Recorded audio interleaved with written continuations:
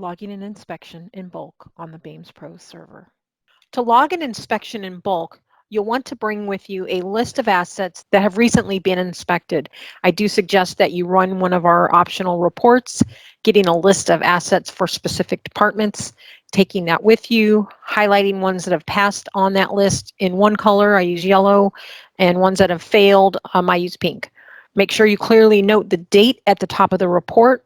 If you're going to be inspecting for several dates, you want to make a copy of that report for each individual date, as each group of inspections can only be logged with one date. So you'll bring your list with you, you'll come to the PC, you'll sign in, you'll go to the asset page. You want to go ahead and select the department that you've just done the inspections for, and then you want to press the bulk inspect button. This is going to pull up a list of assets in that department. If you're going to be removing from the list more items than you're going to be inspecting, you want to go ahead and click the remove box.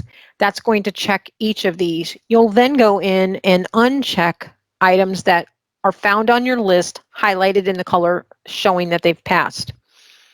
If you're going to actually be inspecting more items than you'll be removing from the list, go ahead and leave it unchecked, and then just simply go in and check the items that you want to remove from the list.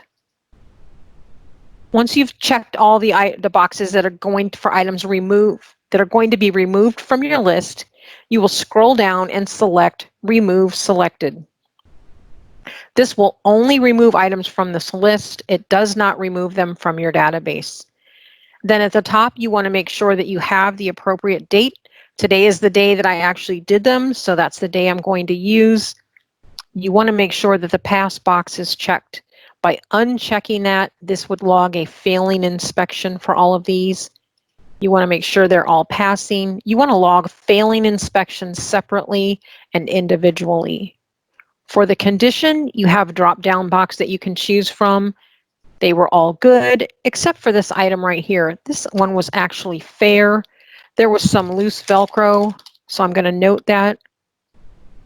For the inspection type, I have another drop-down of options. These were all fluoro. I don't have any defects to note. I'm just going to do a quick glance that I have the correct date, that these are actually all on the list as showing that they've been inspected and that they passed.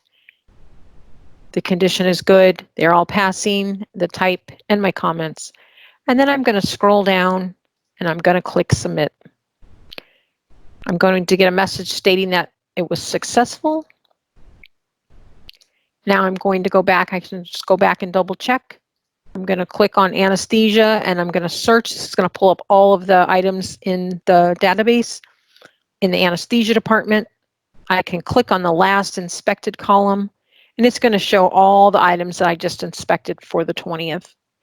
So I did this much faster than I would have done it had I logged in and individually inspected each item. So keep this in mind. If you have a lot of items to inspect, this is what you want to do. If you do have individual ones to log, a few one-offs, then I do suggest using the individual method. There is a video for that as well. If you found this video helpful, please like it and subscribe to our channel.